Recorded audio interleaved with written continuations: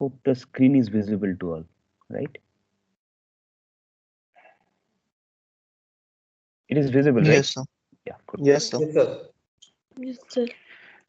So we have covered certain weapons, I would say, of machine learning or to apply machine learning in for wider solving of the problem.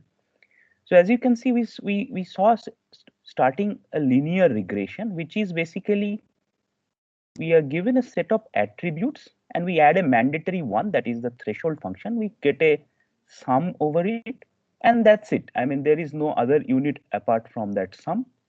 Maybe sometimes we normalize depending upon what output we need, and that's what we require to find our to give our hypothesis. And we have seen that to make it more accurate, we introduce certain notion of error, or the error in the training examples or in sample error, which is basically what the training example expects as output and what that particular hypothesis gives from the nth training example. The difference square. So when we minimizes that in terms of linear regression, we found a one-step learning, that is, we just have to calculate such matrix multiplication and inverses, and that will give us the weight vector that governs this particular line, the line in hand. So this is the line where the error for the training examples are minimized overall, the sum squared error. So one point to note here is that we formulated the problem of fitting the curve or a straight line, which is our curve, in terms of an optimization problem, where our optimization is with respect to finding the values of W that will minimize the error in sample or the training examples. We extended this into a piecewise linear approximation, which is also known in colloquial machine learning terms as locally weighted regression, where we saw that the data point that is given to you to mark what is the value of y, you select a nearby boundary and try to fit a linear line in that boundary, and the width of the boundary will be determined by the tau. As I saw, it's a bell curve. How does the points contribute? And we just have a modified version of it. This is just an extension from that. So here in the linear regression, since we just work with the sum as an hypothesis, we also saw that we could modify a bit and see, instead of a value, we could say a value is crossing a threshold or not. And depending on that, we could find out whether it's some X class or some Y class. So here our learning problem is basically depending upon the class that we want to get. And therefore, we pass the sum with a threshold unit, which is a hard threshold, because the sign, if it goes plus and if it goes minus, I classify accordingly. And we have seen the nonlinear transformation extension of it, where we try to transform our attribute space into a different set of attribute space, find the values of W dash in that space and convert it back to this space. So sometimes certain nonlinear, the data that could not be classified in a linear line or a linear separator could not classify them, then we found that nonlinear transformation make those data points in that particular attribute space linear. So we classify it in linear way and then convert back the W. Then we also have seen, instead of this threshold being too hard, certain applications require a probabilistic interpretation, where it is not always the case that at beyond a point it is 1 and below that point it is 0 strictly, as we have seen the prediction of heart attack and other examples. So therefore, instead of having a hard threshold, we introduced a soft threshold, which is a sigmoid, and this could be a function which we have seen this way. This could be a hyperbolic tan function as well, whichever exhibits such kind of a 0 to 1 sigmoid S-like shaped curve. So the similar sum, our hypothesis takes that sum and passes it into that sigmoidal function, which is theta s, 1 by 1 plus e to the power s. And we have seen in that case also, if we think of converting this problem to have best hypothesis by converting it into an optimization problem with respect to sample set, our error now looks like a little bit different, which could not be one step learnable, just like the linear regression error, which is a sum squared error. It's called a cross entropy error in machine learning terms, but we try to minimize this error using gradient descent, which I intuitively explain, but maybe some of you have little bit of questions or little bit of hinge on that. In the next two lectures, I will explain more with mathematics and with intuition this gradient descent. So we have seen there are two ways that we could take all the examples, calculate the all examples sum error, and then perform the partial derivative, where each of the partial derivative with respect to I will contribute to updation of that particular weight. And in this way, taking all examples together, we will perform all weights updation once. The other way we saw it as a stochastic or sometimes called incremental, as the name suggests.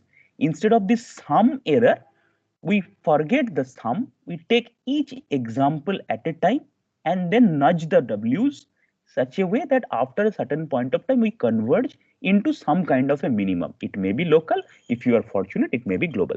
So here we stopped yesterday. So now with these concepts, actually, we will try to see that this linear classification and logistic regression, these functions are very much our ingredients towards moving into an artificial neural network formulation domain. So first of all, when we talk about artificial neural network, it draws the concept from biology. So where we have our neurobiology says that we have a dendrites which usually senses some informations, processes through its nucleus and sends back to its action terminals and provides it back. So it looks like this in actual, if you have the structure in the actual body, it looks like this. So you can see there are connected neurons one after another, and due to this we could make very complicated decisions in human body. So it draws the analogy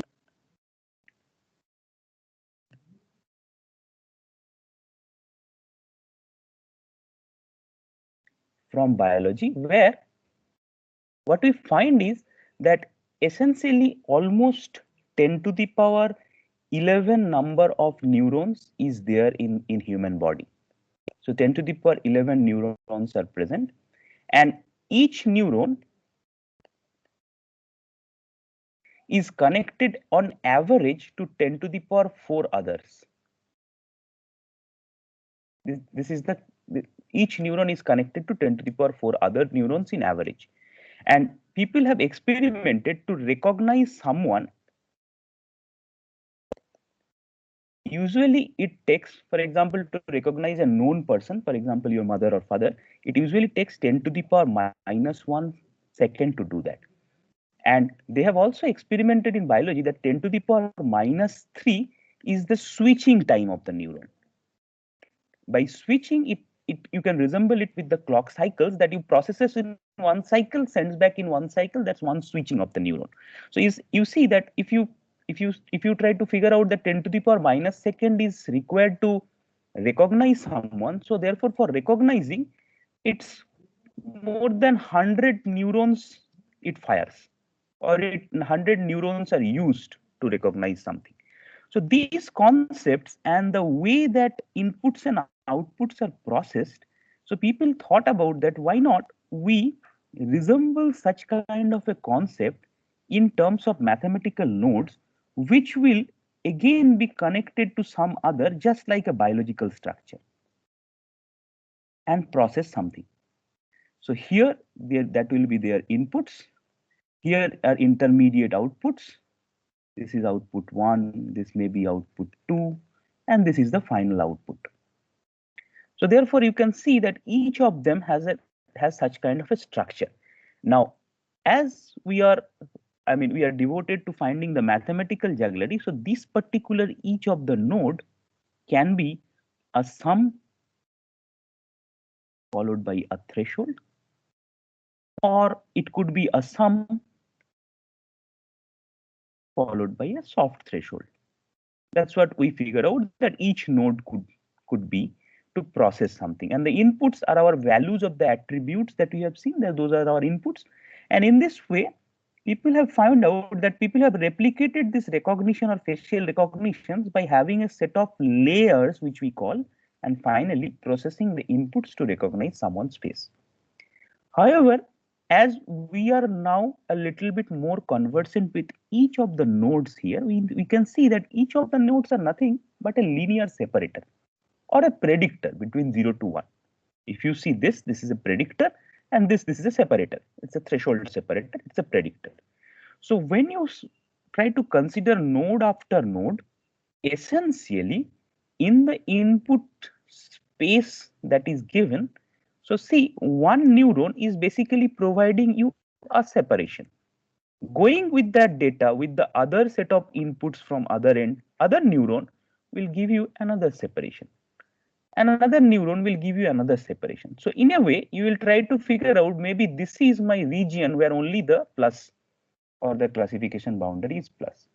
So what we are doing is that we are abstracting the class of a particular zone in terms of set of lines which pass through that zone and the conditions of the line when going from input towards the output.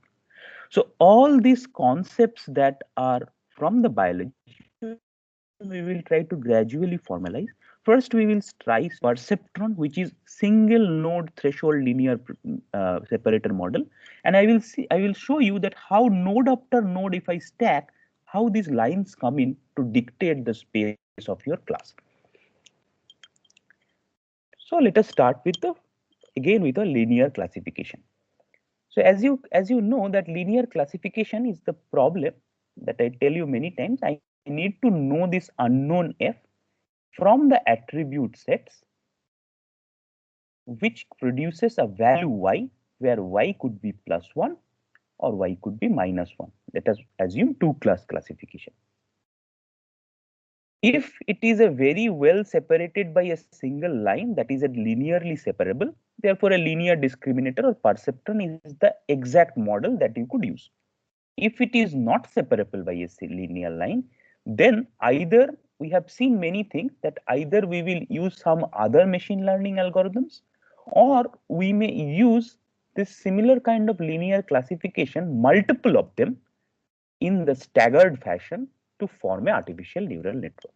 So perceptron, as somebody in the last class pointed out, why this is a basic model, because this is the foundational model to separate two classes, and using it multiple times, I can just segregate any pores inside this. So if you look at the particular mathematical equation of it, as we know that perceptron is just a threshold of the sum. So your sum is basically summation wi xi, where I equal to 0 to d, d is your number of attributes, and you assume your x0 to be 1. That is due to your w0 term, which is the threshold for shifting the line.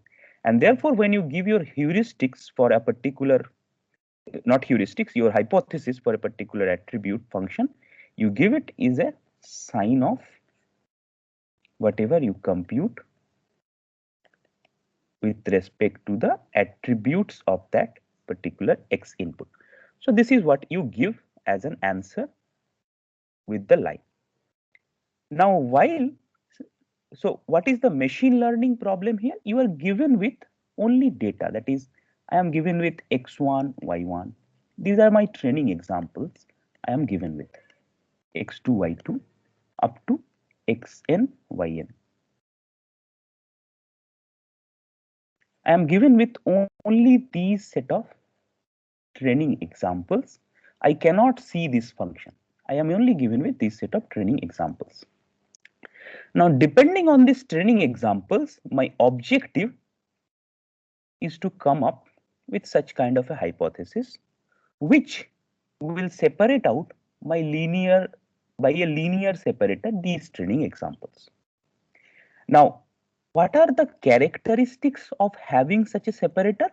I need to find out the W vector, only this one, because for a new line, which is basically a set of attributes, let's say x new is basically a set of d attributes, x new 1 to x new d.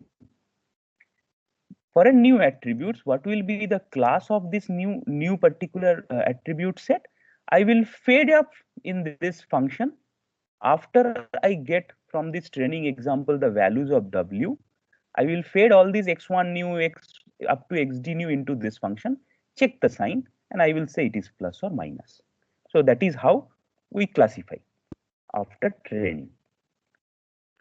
So intuitively till now in my earlier lectures, I always mentioned you that how do we train, that I could either change the gradient or the slope of the line by changing W's, or I could make a shift in the line by changing W0, the constant position. However, this is to be done only using the training examples as per machine learning paradigm. So today we will see that how can we do this. We will again resort to our same optimization problem where we will try to minimize the in-sample error. That is the error that gets from all the training examples. So what will be my in-sample error here? It will be the average. Can you tell me what will be the in-sample error?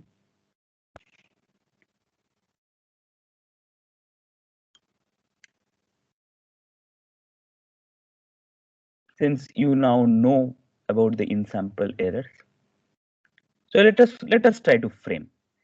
In-sample error means I take every point one after another. This is the correct target output, but I from the hypothesis will get this as my output. Isn't it? I from the target hypothesis will get this as my output. So therefore, the in-sample error for a particular point y small n, for a particular point xn small n will be, for each point will be this minus sine of nth point ith attribute, this one, right? Let me write it in a clear way. So what we are trying to figure out, we are trying to figure out the in-sample error from all the training examples. So there are 1 to n examples. For each example, nth example, which is basically for each example xn, yn, for all n. What we get for each example, this is my mistake that I make.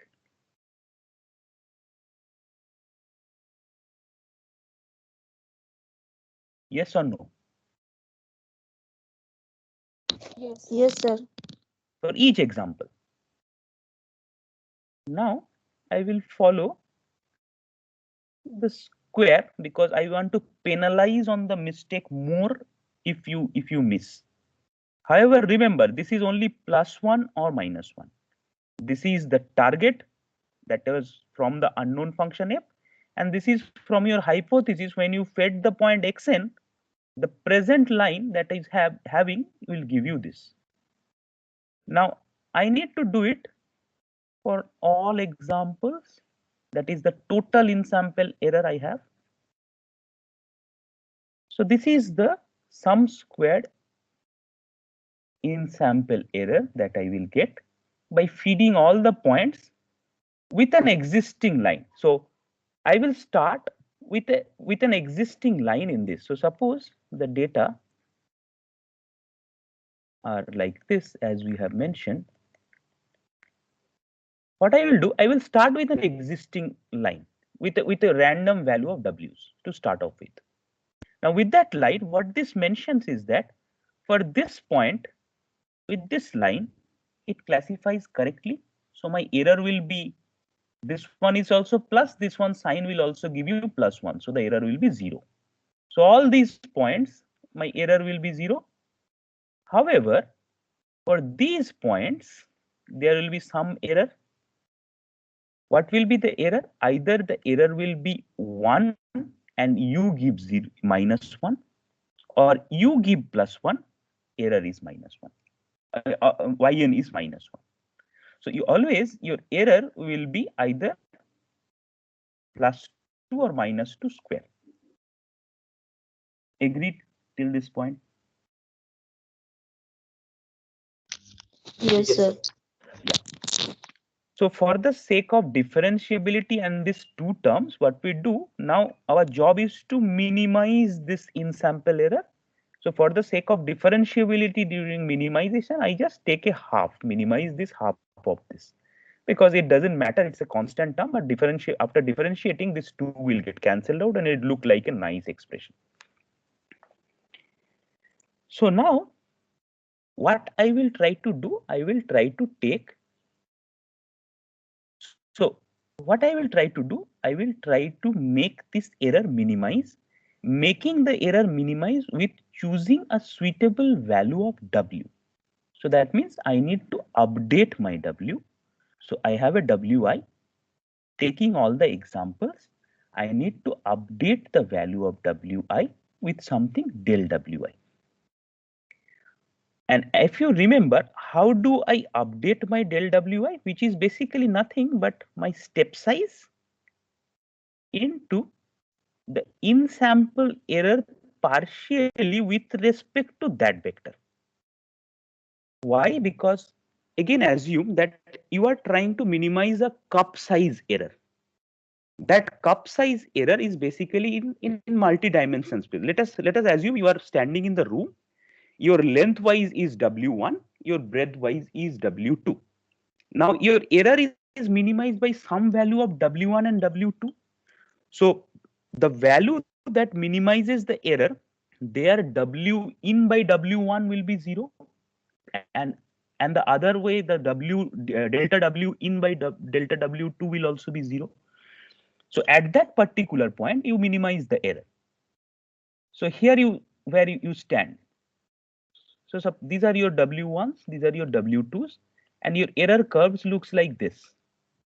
There are many things here, many values of W1, W2, but for a particular value of W1, W2, it minimizes.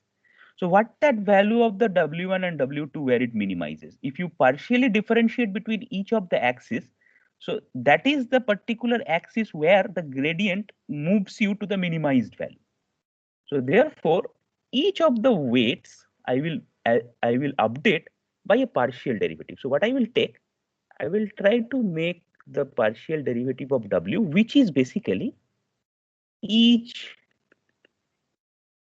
partial derivative combinations.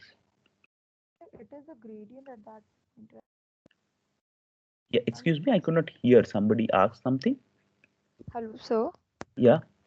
Am I saying it is a gradient at that point that we are subtracting according to the Yes. So steps? my point is that this is my error, in sample error. Yes, sir. Now I need to minimize that in sample error. The minimization means this will be equal to 0. Yes, sir. What is this one? This is the gradient of multi-dimensional WD vectors. A W vector which is a multi-dimensional. So that means it's a partial derivatives of each of the directions. Yes, Because sir. once you take the partial derivative, the resultant is the direction through which you move towards the minima. Yes, sir. Yeah, so that's why what I will do, I will update this one with my step size and that particular resultant vector direction. So therefore, I need to know, I need to compute this particular factor. I need to compute del E in by del WK for some K. I mean, that will be unique. So if you get a differentiation of this with respect to K, what do you get? 2 get cancelled out. So there will be a sum which goes from I equal to 1 to N. So this term will be first differentiated at 2 into this. Yn is not dependent on Wk. Only this term will be dependent on Wk. So one value will be Yn minus sine of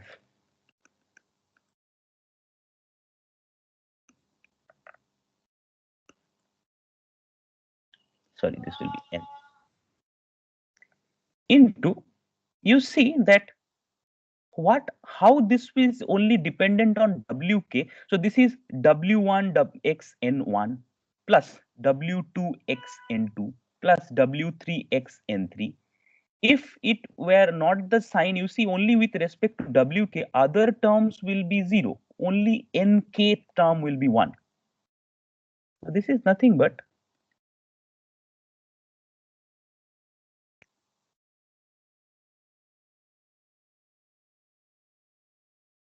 isn't it? Because every other term will be 0 with respect to Wk. After differentiation, it will be only x and k. Sign of. Oh, sorry.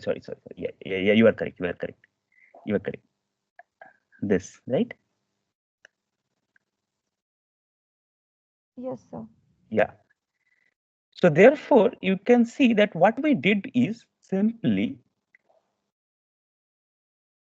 so now see it is x nk and sign of that, and your attribute is getting a minus of this thing. So what you do is now your movement for the wk vector, if I try to see that what will be the updated wk, it is what exists with your wk.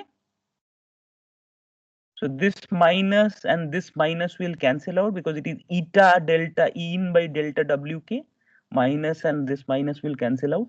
So effectively, if I say this was my target and this was my observed output, and I just simplify it with minus x nk, then I will just see that I need to update it with respect to n equal to 1 to n. This was my target output for n, this was my observed output for n, and this is my x n kth value. So eta will be also there before this summation. Which one? Yeah, Eta. I missed it. Yeah, it is your step size because this is the direction and it is your step size to move. So this I do it to update the weights. Earlier, when I said that I will update the weight based on examples by shifting the line or rotating the line at one go, looking at every example, you update your weight so that you minimizes the error optimization problem. So this we do it together. So it's a batch gradient descent. Sir, excuse me, sir. Is the sine function continuous? That's I will come to that. I mean, that's why we go for logistic regression. I just explain the concept here. That's I approximated with a little bit of this. Sine function is not continuous, no? It is abrupt. Yes, sir. That's why it shouldn't be differentiable, I think. Yes, that's exactly. When I go to immediately, I will follow this up with your differentiable factor. But then I will say that in here, what assumption we made that this is differentiable, it may not be. Okay, sir. Okay, so you are absolutely correct. So students, what I want to now pitch in here, see, if you look at your linear classification, only the linear classifier, you have used a threshold function, which is a discontinuous at 0.0. Suddenly it goes from this to this, -1 to +1, which means it is not differentiable. So the differentiation we make here, obviously, with respect to, if I take the sign, it is not differentiable, assuming that we are just doing it with some kind of linear regression type of approach. So this function should be something which should be differentiable. We cannot take a threshold linear separator for that. To summarize, we started off with a model which is just we are familiar with, that is we'll take the sum and get the threshold. We thought it as a linear predictor. So linear predictor, we formulated the same problem with the error optimization problem, where our error to be minimized with respect to all the examples. When we thought about batch, doing it in a batch. So when we try to minimize it, it is basically minimizing the error. That means you are moving the slope in the resultant of each of the wi's, whichever best leads to you. So each of the wi has a partial derivative like this. So each the weight could be updated by that. If this was differentiable, we would go by differentiating this and doing that. However, Yeah, but here we cannot ignore the sign function, right? Because y here will take only +1 and -1. yeah, we cannot ignore the sign function. No, what I'm saying is that this is the concept from where we will move to perceptron. Instead of sign in perceptron, we will use the theta, which can be differentiable. You get it? That there I would like to move. Okay.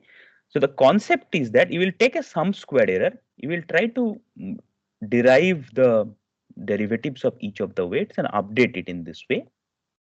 And finally, so this rule is particularly told as delta rule or sum squared error rule also, taking such kind of a thing. So finally, you need to work with something to be differentiable. So perceptron doesn't work with this threshold, rather it works with a theta function, which is the logistic function or the sigmoidal soft threshold function, because it needs to be getting differentiated at times. Okay. 2 point, since in the last class many of you were asking what is the gradient descent. To explain this, I started off with this, because once you can understand this, instead of sine, if theta is used, you can immediately calculate in your pen and paper. So now this is batch. What is stochastic? I will not use the sum, because Now, I sir, take it is that theta of wi(xi), summation of that, it will going to give us some value between 0 to 1 instead of only giving 0 and 1, right, sir? yes, yes, it will give some value between 0 to 1, and it has a nice behavior that in between that the uncertainty, it is almost linear, and beyond the uncertainty, after a certain threshold, it is +1 or 0.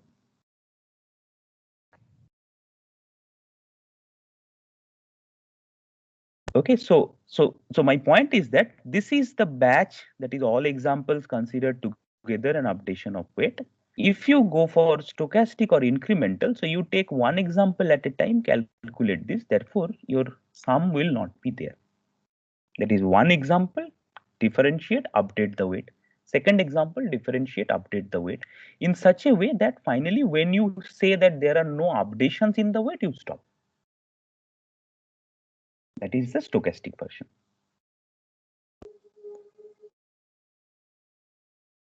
Okay. Sir, I didn't understand the last line. Last line means stochastic version, or hello? I mean, which part do you not are you saying not understanding? This Tn minus On. Oh, this Tn, see how these training examples are generated. It is generated from your F, which you do not know. Training examples are correct, right? X1 with Y1, X2 with Y2, Xn with Yn. So therefore, this is your target where you want to reach. This T1, T2, this is your target that where you want to reach. And this is by your hypothesis, you get this output. So I said Tn is the target and On is the output to make the expression do not look clumsy. That's why I put it this way.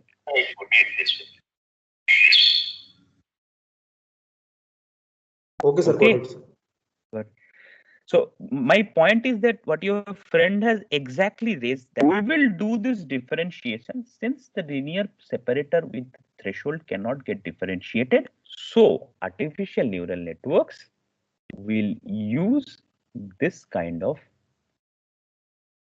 So each neural node will have a sum unit followed by a soft threshold unit to get your hypothesis of X, which is nothing but theta of S. And here your first thing is one attribute, the other attributes are the input values that you put in.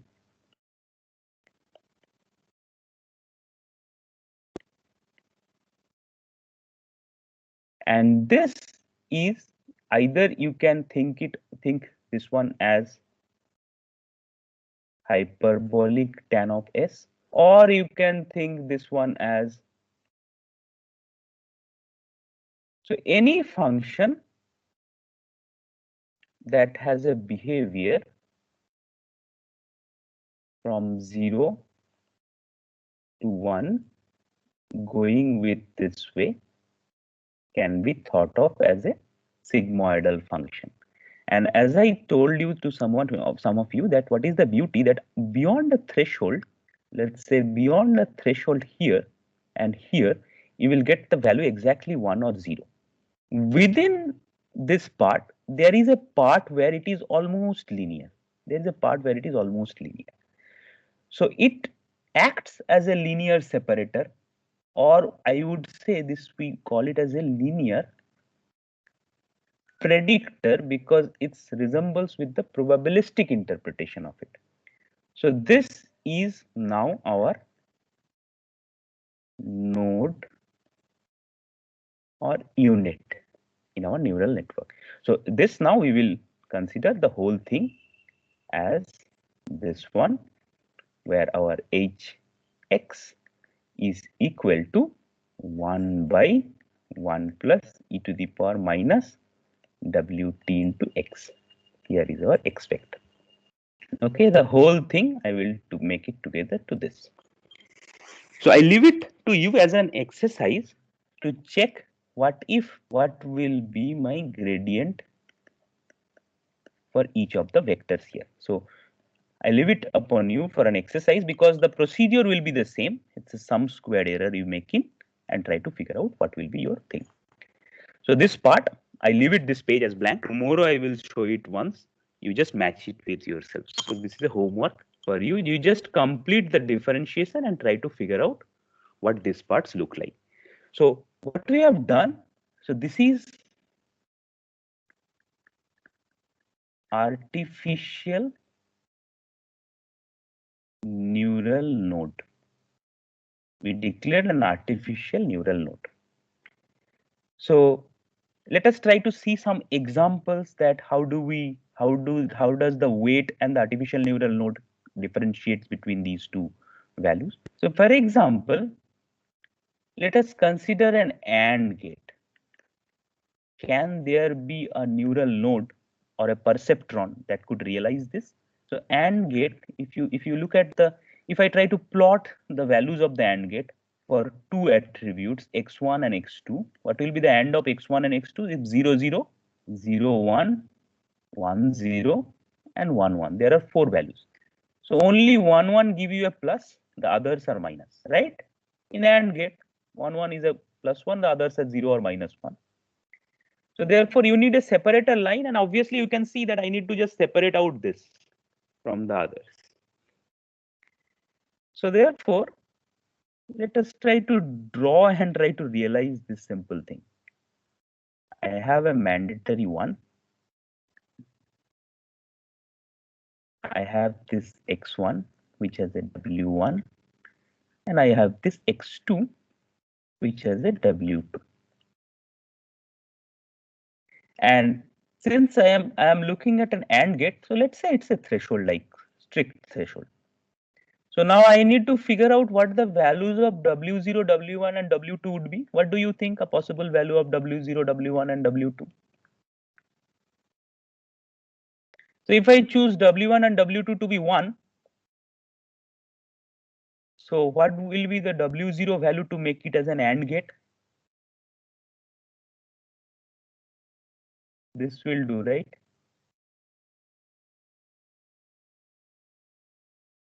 Just check if x1 is 0 and x2 is 1, I get a negative output. Right? Because these are summed over W1 x1 and W2 x2 plus W0. Are you with me? Okay. Yes or no? Yes, sir. Yes, sir. So what is the hypothesis of the AND gate with respect to x? So hypothesis, let us call it H1. I mean, it will be easier. Hypothesis is W0 plus W1 x1 plus W2 x2. And I have, and then I will classify it as a plus or minus in terms of sign. So if these are 1, if only x1 and x2 both are 1, then only you can classify it this way. Right? Similarly, for the OR gate, this is for the AND gate and this is for the OR gate. If you again try to draw, this is x2. Sorry, this is anyway, anyway it will do. There are 4 points. So in terms of OR gates, this is plus point, 1 0 is plus, 0 1 is plus, only this is minus. So you see that same line, I can only drag it this side, right, to get the class separator. Earlier it was here. I just dragged it this side. So dragging means only this changing will do as per my intuition. W0 changing will do. So the same network, what I will do, now I will take W0 to be W1 and W2 remains the same.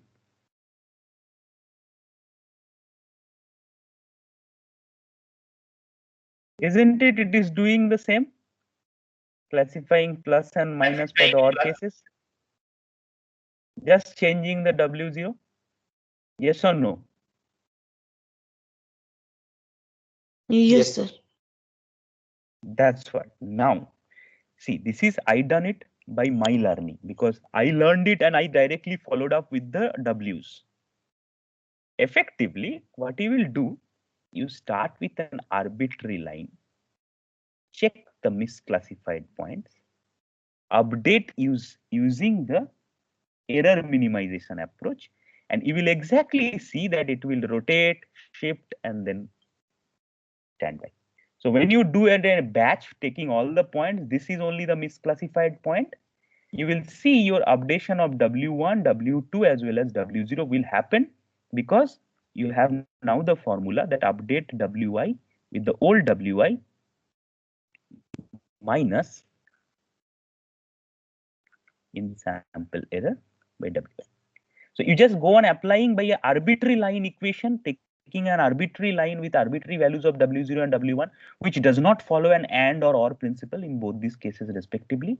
Update it using this, you will find exactly what we mean in the last slide.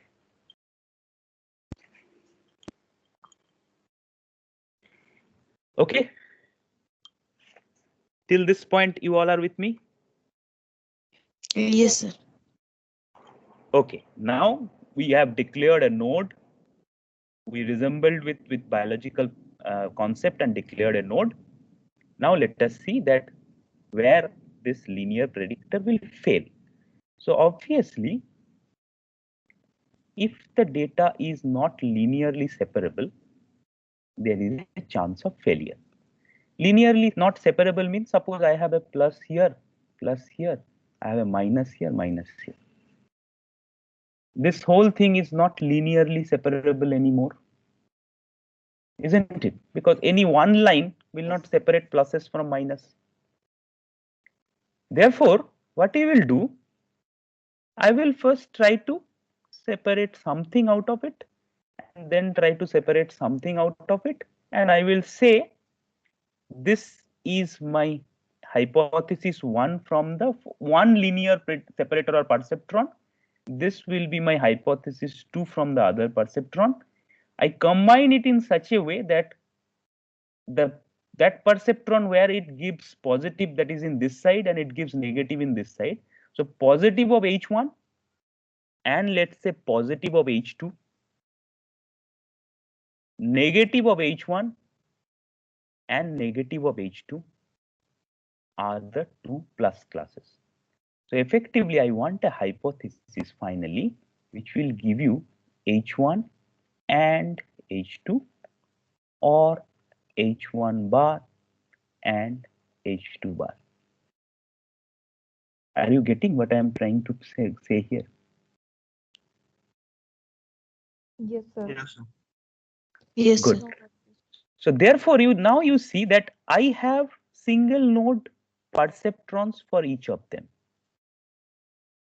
I have single node perceptrons for each of them. If I draw it carefully, my H1, H2 are single node perceptron. I know what is the perceptron of AND. I know what is the perceptron of OR. Let us construct this particular classifier, which is not linear anymore, but a combination of linear classifiers, one after another. So first, let us try to merge this with this one with an OR function. So therefore, as you know the structure by now, because of this type of construct in OR, so you need this kind of weight distribution in this structure to make it OR. So therefore, at the last level, what I need is a node which takes 1 with minus 0.5, takes the input as H1, H2 takes the input as H1 bar, H2 bar with the weight 1 and 1. This will give me H. Last layer. Agreed? Yes, sir. So minus Yes, sir. 0.5 is Yes, the sir. initial value, right? Minus 0.5 is the weight value, because you can see that this input into 1, this input into 1, both are 1, then I have to give a 1. So this will cross. If one of them is 1, then also I have to give a 1. So this will cross. If none of them are 1, this will be minus. Okay, sir. This is the same as this or thing. In this, if I take this one, this is the OR classification. So So whatever right now value you can easily, whatever value. if we take another value and we try to update it Yeah, according, it will be. You are bang on pointing something which we will cover next week. Support vector machine. There could be multiple lines possible to separate. Multiple threshold can do that. See, this is also a line that will separate. This is also a line that will separate. This is also a line that will separate. I mean, sir, Right? anyhow it will converge to this correct thing if we use No, that. it will converge to some of the line which correctly classifies. I will not say anyhow it will converge to only this. I am saying, let's say my algorithm gives this. Okay, you can easily see now, some line here also can separate a different line by a different slope of W1, W2. Here we are taking directly the result, right? Sir, Yes, after the conversion. Okay, ठीक है. after the convert. So you do derivatives and convert. Depending on your training point, the result may vary. Right? So now you can see how I am going here. So now I have to form an AND with rest. So this node is basically an abstraction of a AND between H1 and H2. So let us try to form that. Instead of having this node here, let us try to form an AND node from H1, H2, where this weight will be 1, and I know what to give for an AND node. That is Minus 1.5. correct. Now see, this node is the bar of H1, H2. So bar of H1, H2 means the value that comes here is multiplying with 1. If I multiply with minus 1, since my class is plus 1 and minus 1, it will be bar. The output that gets out from here, I multiply with 1. If the output that gets out from here, to construct this node, I need H1 bar, H2 bar. So if the output that comes out from here, if I multiply with minus 1, then it will be just the sign wise, it will be bar, because I either want plus sign or minus sign. So minus sign. So what will be the bar of plus will come to minus and bar of minus will come to plus. So the hypothesis function will also return a plus 1 or minus 1.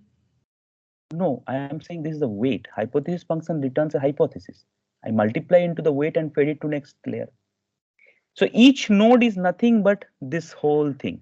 This is one node, right? Whatever be the input, it will process according to its weight and output. Yes or no? So therefore, here whatever in the from the previous layer, what value it will get. Here this node I need H1, H2. How do I do the ANDing of H1 and H2? The value of H1 and H2 I will put it and frame an AND network. I want here I need H1 bar, H2 bar. How do I do that? H1 and H2 I need to complement. Complement is meaning that the opposing the sign.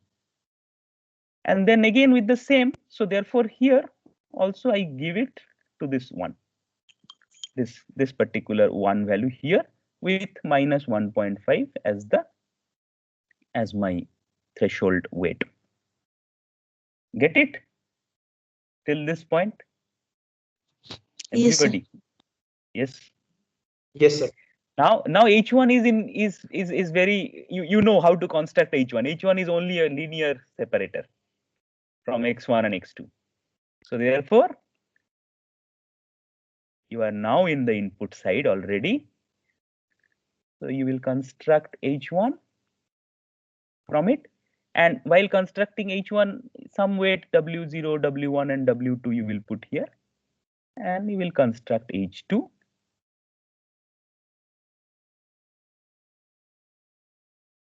Then some weight W0, W1 and W2 you will put here. Got it? Because I constructed H1 and H2 from this training set, which is a single classifier.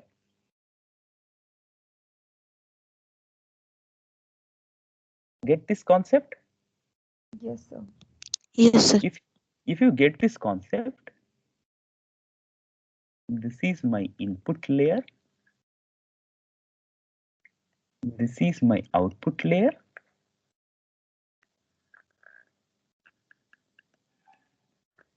These are my hidden layers. And this is called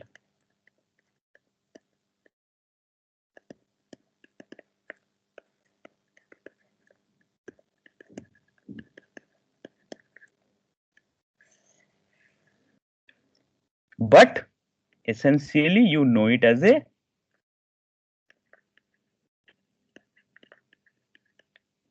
and this variant is called a feed-forward neural network, the fundamental basic variant of neural network. Feed-forward because it is already always feeding into forward direction. Simple, all concepts come together. Yes, sir. Yes, sir. If you understood this is all of deep learning fundamentals and all. And this way we staggered, sometimes we have a feedback loop, call it a recurrent neural network. We have a grouped function in terms of, instead of weight, we have a function to compute between the previous layer to the next layer, which we call as a kernel function. That's a convolutional neural network. All of them follows from here, but the fundamental goes from this position. Okay, so now just I will end up with one particular problem to think for you. Tomorrow I will resume it for here. So therefore, I now know that I can easily separate non-separable, non-linearly separable data. So suppose now I have this.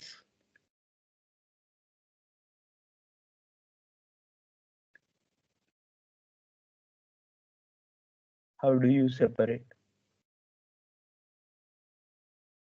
The question is, the question for today. No, just think. Tomorrow I will take your answers and then I'll move.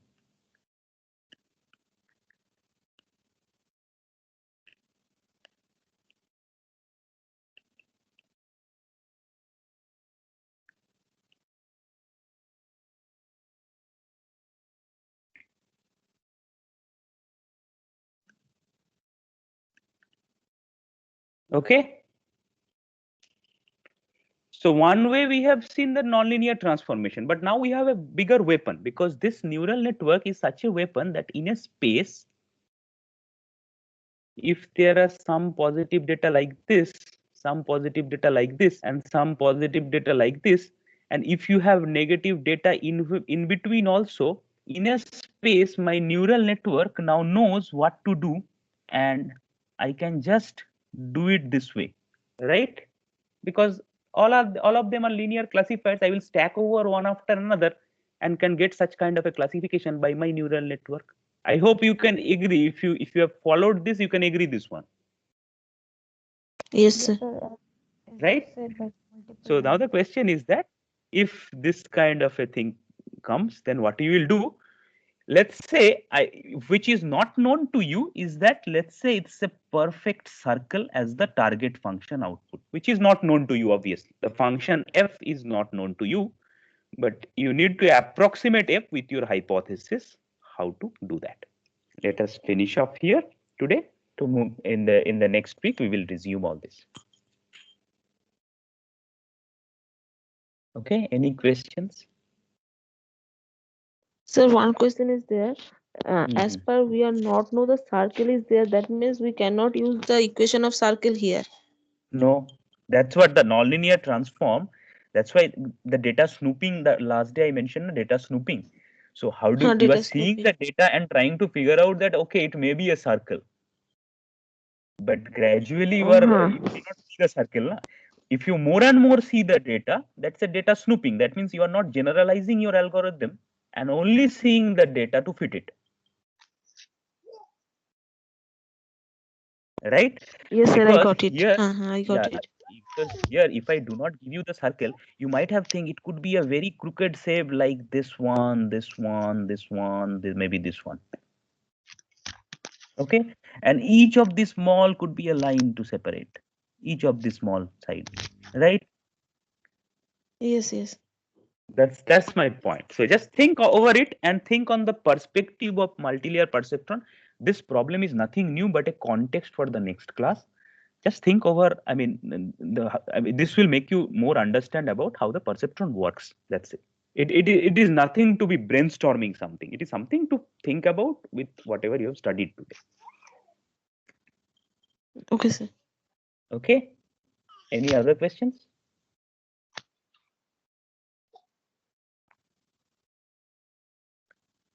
Good. Let me stop my recording then.